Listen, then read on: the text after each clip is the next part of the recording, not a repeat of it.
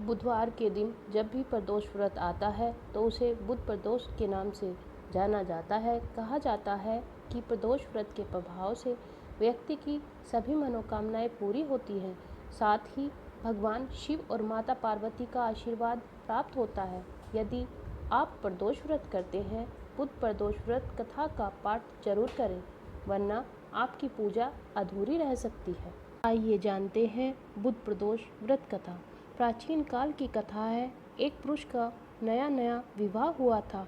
वह गोने के बाद दूसरी बार पत्नी को लिवाने के लिए अपनी ससुराल पहुंचा और सास से कहा कि बुधवार के दिन ही पत्नी को लेकर अपने नगर को जाएगा।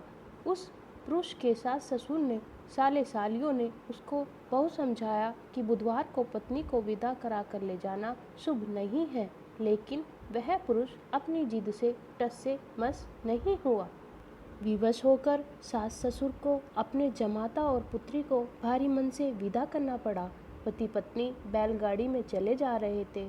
एक नगर के बाहर निकलते ही पत्नी को प्यास लगी। पति लोटा लेकर पत्नी के लिए पानी लेने गया।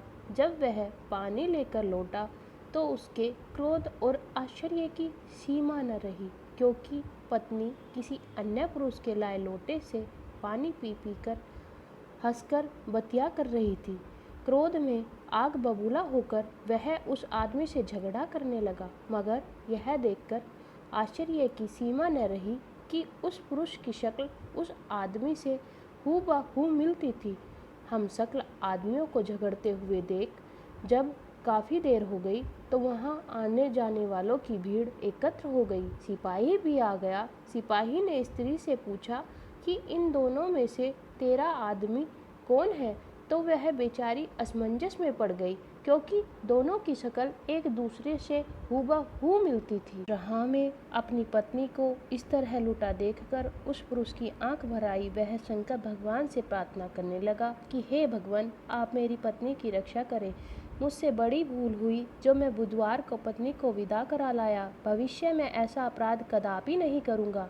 उसकी वह प्रार्थना जैसे ही पूरी हुई कि दूसरा पुरुष अंतर्ध्यान हो गया और वह पुरुष सकुशल अपनी पत्नी के साथ अपने घर पहुंच गया। दिन के बाद पति पत्नी नियम पूर्वक बुधवार प्रदोष व्रत रखने लगे। हर हर महादेव, हर हर महादेव।